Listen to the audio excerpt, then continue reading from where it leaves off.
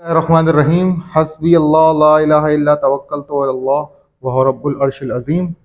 अल्लाहुम्मा सल्लि अला मुहम्मदिन व अला आलि मुहम्मद।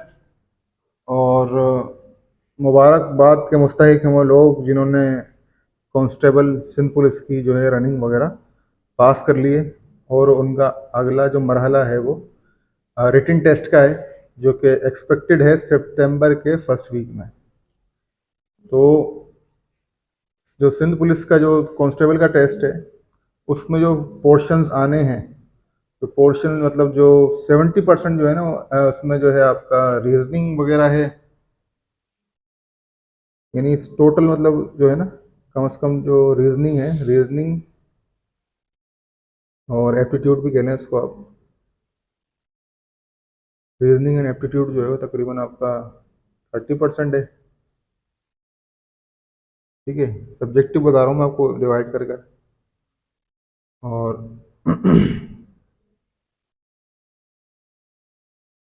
और मैथमेटिक्स चाहिए, अर्थमेटिक कह लें या मैथमेटिक्स कह लें, मैथ आपका 20% आना है। मैथमेटिक्स जो है वो 20% आएगा इसके अंदर। और अच्छा, मैथ अलग चीज़ है, रीजनिंग अलग है, या इसकी तैयारी मैं करवाऊंगा आपको। फिलहाल मैं इस 50% की बात करता हूँ आपसे, क्योंकि मेरा जो है वो इसी के ऊपर रुझान रहेगा ज़्यादा। बाकी 50% इसमें 20% जो है ना आपकी जो लैंग्वेज है, जो जो कि आपकी मदर मदर टंग है। चाहे अगर आप वो सिंधी हैं तो आपके लिए 20 सवाल जो हैं सिंधी के आएंगे, और अगर आप उर्दू हैं तो आपके जो 20 सवाल हैं वो उर्दू के आएंगे आपके लिए। ठीक है, तो वो तो आपको डिपेंड करेगा, दोनों तरह के 20-20 सवाल मौजूद होंगे टेस्ट की। तो वो तो टेस्ट की बुकलेट के अंदर मौजूद होगी वो चीज़, उसका कोई मसला है नहीं, वो तो आप जब आप टेस्ट देने जाएंगे। तो खैर, मैं मैथमेटिक्स एंड रीजनिंग की तैयारी कराने के लिए आपको मौजूद हूँ यहाँ पर। और यानी ये अच्छा, अच्छी बात ये होती है कि अगर आप एक चीज़ सीख लेते हैं तो वो सिर्फ एक ही टेस्ट में काम नहीं आती। वो डिफरेंट टेस्ट जो भी आपके टेस्टिंग सर्विसेज लेती हैं, चाहे वो SPSC हो, NTS हो, PTS, OTS हो, डिफरेंट तरह तरह की NTS है, और वो सर्विसेज जो हैं आपके टेस्ट कंडक्ट करती हैं जो, तो उसमें आपके ये काम आएंगे। तो जो रुझान आपका STS का है, जहाँ तक मुझे अंदाज़ा है, तो उस रुझान के मुताबिक मैं आपको बताऊं तो नंबर सीरीज़ के ऊपर उनका जो है वो एक रुझान है उनका। नंबर सीरीज़ को हमें देखना पड़ेगा। तो नंबर सीरीज़ जो है वो दो तरह की नंबर सीरीज़ होती हैं। अब नंबर सीरीज़ एक होती है रेगुलर सीरीज़ ना, रेगुलर सीरीज़। अब रेगुलर सीरीज़ से मुराद क्या है कि इसमें कोई फार्मूला नहीं अप्लाई होता। मुझे अगर फर्स्ट ईयर इंटर जिन्होंने मैथमेटिक्स से किया होगा उनको पता होगा, एक चैप्टर है सीक्वेंस एंड सीरीज। तो इसमें रेगुलर सीरीज के अंदर उस चैप्टर के कोई फार्मूले अप्लाई नहीं होते।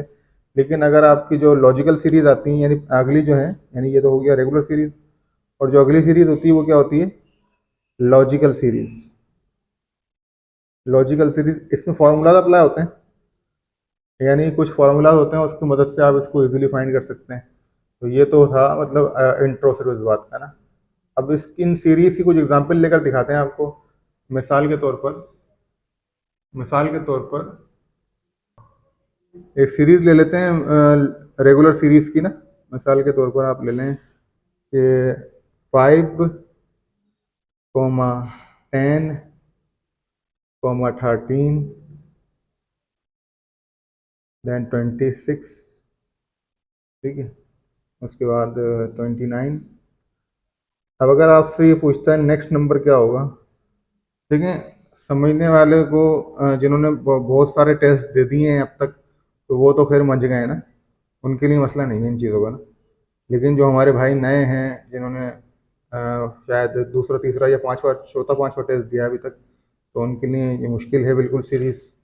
तो मैं बता देता हूँ इसमें क्या लॉजिक लगेगी। नेक्स्ट नंबर पूछ रहा है इसमें आपसे, तो नेक्स्ट नंबर पूछ तो रहा है, लेकिन क्या रेगुलर सीरीज होते हुए ही मतलब कोई फार्मूला तो नहीं लग रहा, लेकिन फिर भी एक ट्रिक लग रही है इसके अंदर। लॉजिक तो नहीं कहूँगा, लॉजिकल सीरीज जो है वो फार्मूला पे डिपेंड करती है। मैं लिख भी देता हूँ यहाँ पे, फार्मूला पे डिपेंड करती है वो ना। लॉजिकल सीरीज फार्मूला पे डिपेंड करती है। ये लॉजिकल नहीं तो फार्मूला। खैर ये ट्रिक जो है इस सीरीज की वो समझ लें। देख हो क्या रहा है इसमें कि फर्स्ट आपने मल्टीप्लाई बाय 2 करना है, ठीक है, मल्टीप्लाई बाय 2 करना है। तो देखिए 5 2 से क्या हो गया 10, देन करना +3,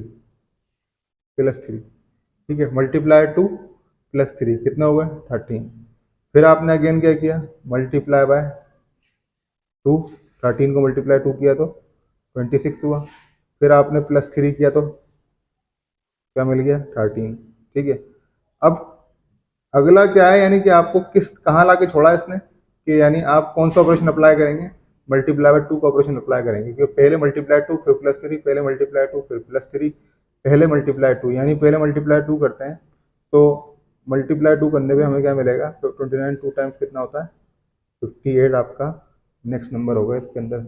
और अगर 58 तक दे देता आपको तो फिर ऑपरेशन कौन सा अप्लाई होता प्लस का, तो +3 आप करते तो आता 61। उम्मीद है समझ में आई होगी आपको ये चीज़ सीरीज। रेगुलर सीरीज की एक और एग्जांपल ले लेते हैं, क्योंकि अब सीरीज का टॉपिक हम समझ रहे हैं। तो 8, 15, 30, 16, 24, 45 एंड सो ऑन। अब ये इस एग्जाम्पल के अंदर कहता है कि आप मालूम करें नेक्स्ट 2 नंबर्स ना। ये भी एक रेगुलर सीरीज है, मतलब इसमें कोई बाकायदा फार्मूला अप्लाई नहीं होता, बस एक ट्रिक अप्लाई होती है। अब इसको करने के दो तरीके हैं भाई, देखें, या तो इस सीरीज को दो सीरीज में कन्वर्ट कर लें, ये पहला तरीका है। इस सीरीज को दो सीरीज में कैसे कन्वर्ट करेंगे, कुछ लोगों को समझ में आ भी गई होगी देखते हुए ही कि कर क्या रहे हैं। तो दो सीरीज में भी एक ब्रेक हो सकती है, मिसाल के तौर पर अगर मैं ब्रेक करना चाहूँ तो इसको इसके अंदर आपको मिला जुला दिख रहा होगा कि 8 का टेबल जो है वो कंटिन्यू है इसके अंदर ना, 8, 16, 24 एंड सो ऑन, ठीक है। देन आप देख रहे होंगे कि 15 का टेबल भी कंटिन्यू है इसके अंदर। तो 15 इंटू 30 मतलब 30 एंड 45 एंड सो ऑन चल रहा है अभी, ठीक है। तो अगर इसके मुताबिक हम दो नंबर बताना चाहें तो क्या है, यही आसान है मेरे ख्याल में आप लोगों के लिए, क्योंकि टेबल पढ़ना आप लोगों के लिए आसान है। बाकी वो जो जो दूसरा तरीका थोड़ा मुश्किल यूँ है कि उसके लिए आपको 23 का टेबल आना चाहिए, तो वो आपके लिए मुश्किल हो जाएगा, तो इसलिए मैं ज़्यादा डिस्कस नहीं कर रहा है इसको। तो फिर मतलब इसका आंसर बता देता हूँ मैं आपको। अगर आपका इसके फर्स्ट सीरीज का नेक्स्ट नंबर क्या होगा 32 होगा, और सेकंड सीरीज का जो नेक्स्ट नंबर है वो क्या है 60। सेकंड सीरीज का नेक्स्ट नंबर क्या है 60 है। स्टार्ट। ये लॉजिकल सीरीज आपने करी तो और समझ भी आई होगी आपके। अब यहाँ पर आपको कुछ फार्मूला वाली सीरीज जो है, सॉरी रेगुलर सीरीज आपने करी, अब फार्मूला वाली सीरीज जो है वो आपको बताते हैं। फिर उसके बाद परसेंटेज भी डिस्कस करना है, एवरेज भी डिस्कस करना है, रेशो भी डिस्कस करना है। फार्मूला सीरीज जो है वो किस तरीके से काम करती है, किस तरीके की सीरीज होती है वो, तो देख लें। फार्मूला सीरीज की जो है वो 3 टाइप होती है ना, फार्मूला सीरीज की होती है 3 टाइप। चले वो मैं आपको आगे बताता हूँ, पहले सीरीज लेते हैं ना। फार्मूला सीरीज की हम एक टाइप ले लेते हैं, लाइक आप ले लें 0, 6, 24। अब 0, 6, 24 जो है ये एक सीरीज है ना, ये एक फार्मूला सीरीज है। लेकिन इसके ऊपर मतलब आपको यानी आपको एक्स्ट्रा दिमाग अपना चलाना पड़ेगा इसके लिए, क्योंकि आप इसमें कोई सी भी लॉजिक लगा लें वो फेल हो जाएगी। क्योंकि मतलब लॉजिक से मुराद कोई अपनी कोई तिकड़म लगाएंगे तो वो फेल हो जाएगी, और कोई ट्रिक लगाएंगे तो वो भी फेल हो जाएगी, क्योंकि यही फार्मूला सीरीज। तो जो फार्मूला सीरीज की बात आ जाती है तो फिर ये जो आपकी ट्रिक्स होती हैं वो फेल होने ज़्यादातर 90% कह सकता हूँ फेल हो जाती हैं। बाकी 10% के चांसेस हैं कि लग भी जाए किसी की, कोई एक्स्ट्रा ऑर्डनरी माइंड वाला बंदा हो तो। अब इस सीरीज को देखें 0, 6, 24 आपस में कोई ताल्लुक है नहीं, लेकिन बनाते हैं कोई ताल्लुक इसका फॉर्मूले से। तो इसके लिए एक बेसिक फार्मूला है, कुछ चीज़ें याद भी करने की होती हैं। तो क्योंकि आप मैथमेटिक्स के हर कोई स्टूडेंट तो होगा नहीं मैथमेटिक्स का, तो उस बंदे को याद कर लेना ही बेहतर है कि वो याद कर ले इसको। तो इसके लिए एक फार्मूला होता है n³ - n, n³ - n। तो ये n क्या है, n इज एनी नंबर, यानी नेचुरल नंबर है। तो अगर मैं इनपुट में यानी n की इनपुट में 1 रखता हूँ, फिर 2 रखता हूँ, फिर 3 रखता हूँ, तो फिर इसके हमें आउटपुट्स क्या मिलेंगे चेक करते हैं। तो n की इनपुट में अगर हम 1 रख रहे हैं और 1 - 1 करते हैं तो 1 का क्यूब ऑलमोस्ट 1 ही होता है, और 1 माइनस 1 कितने होते हैं? 0। ठीक है, फिर हम n की इनपुट में दे रहे हैं 2, और 2 क्यूब माइनस 2 करेंगे जब हम, तो 2 का क्यूब भाई 8 होता है। यानी 2 का क्यूब से मुराद क्या है देखें, और हमारे कोई नए भाई जिसको समझ में नहीं आई ये बात, तो मैं यहाँ पे करके दिखाता हूँ 2 का क्यूब का मतलब क्या है। 2 का क्यूब का मतलब है 2 multiply by 2 multiply by 2, 3 times 2 को मल्टीप्लाई करेंगे तो ये हो जाएगा 8, तो 8 माइनस 2 करेंगे तो क्या आएगा? 6। ठीक है, उसके बाद 2 पावर, अब यानी 3 रखेंगे इनपुट में, क्या देना है हमने? 3 देना है, तो 3 पावर 3 देन माइनस 3, तो 3 पावर 3 कितना होता है? 3 multiply by 3 multiply by 3 is 27। 27 minus 3 होते हैं 24। अब भाई इतनी बात समझ में आ गई तो आंसर क्या है? देखिए मैं आंसर आपको बता रहा हूँ, लेकिन आपने सॉल्व करके कमेंट ये करना है इसको कि आंसर इसका 60 है। ठीक है, कैसे है? 4 cube minus 4 is equal to 60, यानी नेक्स्ट नंबर जो है इस वक्त 60 है, मगर आपने 5 का बताना है कि अगर 5 यानी 60 के बाद अगर नेक्स्ट नंबर होता तो वो क्या होगा। तो ये आपने कमेंट में बतानी है ये बात। तो ये थी एक logical series by formula series ना। अब इसके बाद इसी में अब फॉर्मूला सीरीज का एक और ले लेते हैं एग्जाम्पल। एक एग्जाम्पल ले रहे हैं फॉर्मूला सीरीज की, 2, 8, 26 एंड सो ऑन। ठीक है, अब ये भी एक फॉर्मूला सीरीज है, इसके ऊपर भी आप लॉजिक लगाएं, लॉजिक से मतलब फार्मूला लगाएंगे तो चल जाएगी, और कोई ट्रिक लगाएंगे तो अभी तक के मुताबिक तो ये इसका कोई मतलब ट्रिक नहीं है, लेकिन इसको फार्मूले से ही सॉल्व होना है। ठीक है, देखिए इसमें एक छोटी सी ट्रिक जो कि लग सकती है इसके अंदर, वो हम लगा देते हैं। देखिए अगर हम 3 की पावर्स को देखना शुरू करें, यानी 3 पावर 1 जो है वो क्या होता है? 3 होता है, 3 पावर 2 जो होता है वो 9 होता है, और 3 पावर 3 जो है वो 27 होता है, और 3 पावर 4 जो है वो 81 होता है। ठीक है, अब ये देखें कि ये 2 जो है 3 में से कितना कम है? 1 कम है। तो अगर हम इस पूरी सीरीज में 1 ऐड कर लें, और हम इस पूरी सीरीज में अगर 1 ऐड कर लें जल्दी जल्दी, तो 1 ऐड करने के बाद इस सीरीज को कह सकते हैं आप 3, 9, 27। अब ये हो गई आपकी 3 की पावर्स की सीरीज ना, 3, 9, 27। तो इसके लिहाज से तो आसान क्या है आंसर कि भाई 81, 81 इस सीरीज का आंसर क्या है? 81। अब क्योंकि हमने हर नंबर में +1 किया था, तो आंसर में से आपने -1 करना है, तो आपका आंसर क्या हो जाएगा? 80। आ गई बात समझ में? दोबारा बता देता हूँ, ये एक फॉर्मूला वाली सीरीज थी नहीं, लेकिन यानी नियरेस्ट टू द फार्मूला थी, जिसको हमने फार्मूले में कन्वर्ट करने के लिए +1 करवाया हर नंबर में। आसान सी बात है, मतलब ये भी हो सकता है, बताने का मकसद ये है कि सीरीज में इस तरह के तरीके से काम होते हैं। ठीक है, तो हमने +1 करवाया, जिससे पता लगा कि ये 3 के मल्टीपल्स हैं सारे, यानी पावर्स हैं 3 की ना सारी। तो 3 पावर 4 क्या होता है? 81। और लास्ट में आपने क्या किया, जब आपके पास अपना डिजायर्ड आंसर आ गया, यानी जो फोर्थ टर्म थी आपकी, चौथी टर्म, तो उसके आने के बाद आपने लास्ट में उस नंबर में से, यानी जो 81 आया, उसमें से आपने करना है 1 को माइनस, तो आपका आंसर है 80। ठीक है, अब हम इसको मैंने आपको सिर्फ एक लेआउट दिया है सीरीज का। अब मैं आपको ज़रा परसेंटेज के बारे में समझाना चाहूँगा ना।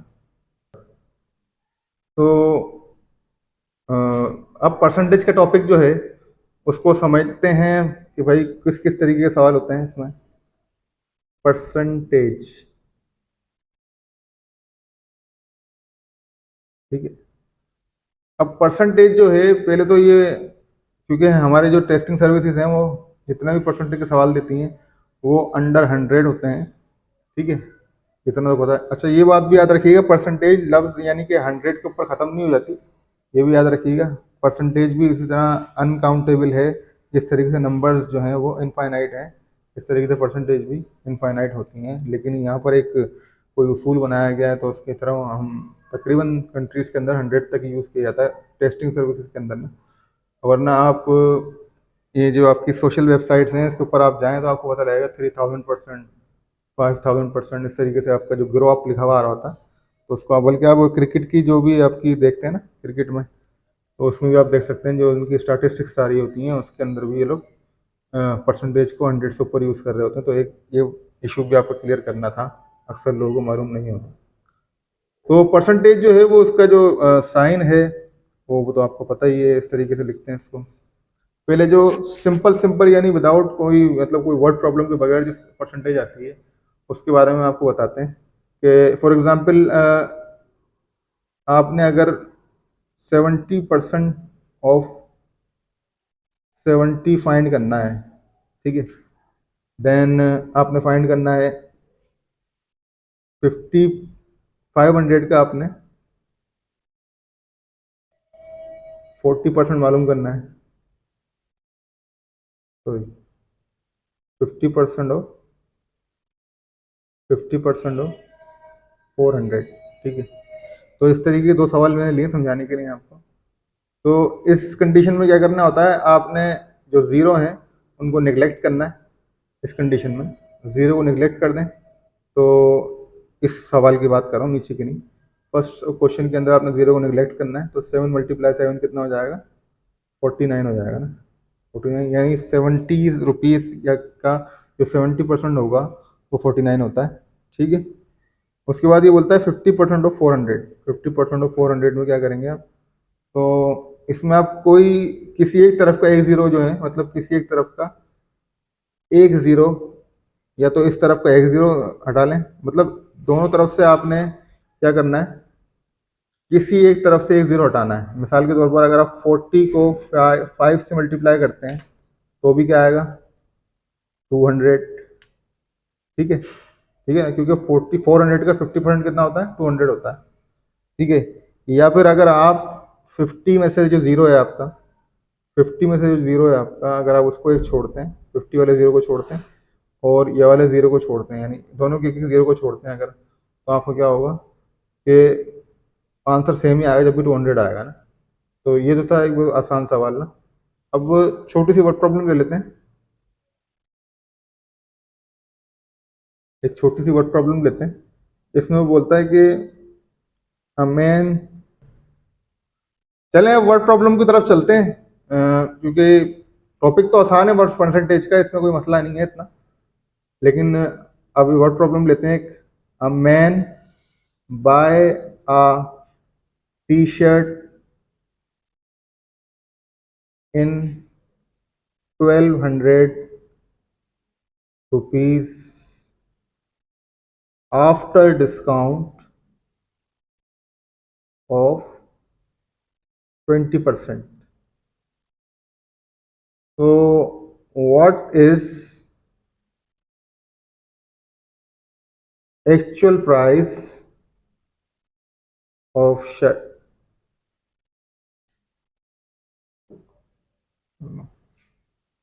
एक्चुअल प्राइस ऑफ शर्ट मालूम करनी है। सवाल आसान है, सवाल मैं आपको समझा देता हूँ कि एक शख्स ने जो है वो 1200 रुपये की टी शर्ट ली है आफ्टर 20% डिस्काउंट। तो ये बोलता है कि अगर 20% डिस्काउंट के बाद ये 1200 की पड़ी है, तो ये बोल रहा है कि असल प्राइस क्या है इसकी, कितने की थी ये शर्ट जो 1200 की पड़ी। तो देखें मैं इस सवाल को समझा दूंगा ना, तो आपको काफ़ी परसेंटेज का जो टॉपिक है ना आपको हल हो जाएगा, आपके लिए मसला हल हो जाएगा। अच्छा, अब 20% जो है डिस्काउंट मिला है इसको, यानी मैं स्टूडेंट को ये कहता हूँ कि अगर ये 1200 है, 1200 यानी कि उसने शर्ट के 80% पेमेंट करी है। इतनी बात तो समझ में आ गई ना। अगर ये 1200 है और 20% का डिस्काउंट वो ले चुका है, तो भाई इतना तो समझ में आ गया होगा कि 1200 जो है वो शर्ट की 80% कीमत है।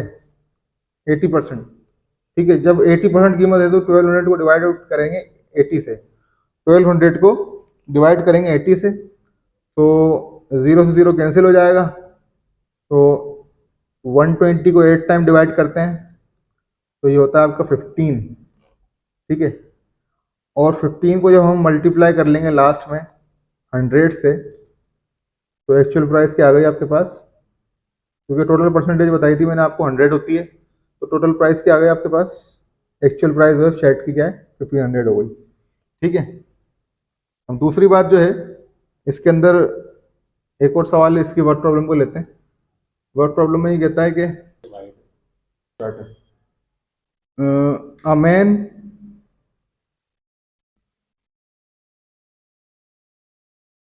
Bye a car in rupees 8,20,000 and borrowed 55% amount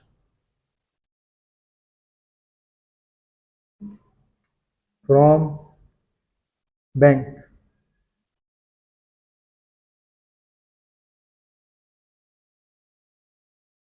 So find